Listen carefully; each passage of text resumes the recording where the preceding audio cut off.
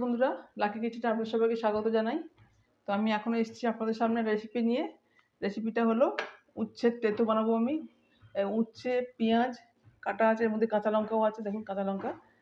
তো তেল দিয়ে দিচ্ছি কড়াইতে, তেল দেখুন কাঁচা লঙ্কা। তো তেল দিয়ে দিচ্ছি, তেলেতে আমি কালো জিরে ফোড়ন দেবো। খুব কম মশলায় আমি বানাবো, দেখুন কালো জিরে ফোড়ন দিলাম। এবার উচ্ছেটা পেঁয়াজ একসাথে আমি দিয়ে দিলাম তেলের মধ্যে।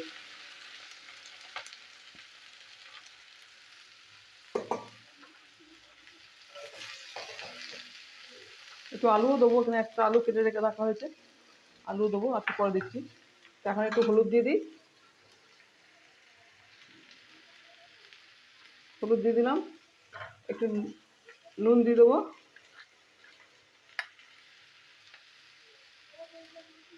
ব্যাস আর কিছু দেবো না। এবার নাড়াচাড়া করবো। তা উচ্ছেটা আমি নাড়াচাড়া করি তেলের মধ্যে। দেখো বন্ধুরা, এই উচ্ছের মধ্যে আমি আলুটাও দিয়ে দেবো, একসাথে ভেজে নেবো।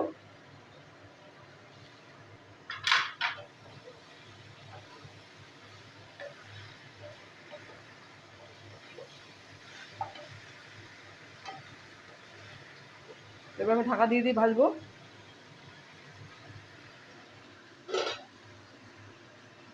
ঢাকা দিয়ে দিলাম, ভাজবো এবার। দেখুন বন্ধুরা, এইভাবে আমি ভাজছি, এখন একটু ভাজা হবে।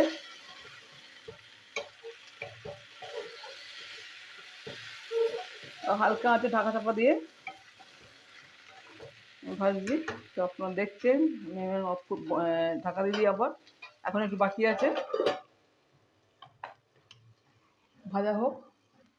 দেখুন বন্ধুরা, হয়ে গেছে উচ্ছের তেতো, দেন কালো জিরে আর দিয়ে বানালাম। ওই কালো জিরে কাঁচা লঙ্কা দিয়ে আমি উচ্ছের তেতো বানালাম। বন্ধুদের খেতেও অনেক ভালো লাগে ভাতের সাথে। তো এই রেসিপিও আমার হয়ে গেল। এবার আমি গ্যাস অফ করে দিচ্ছি, এবার সার্ভিংগুলো ঢেলে দেবো।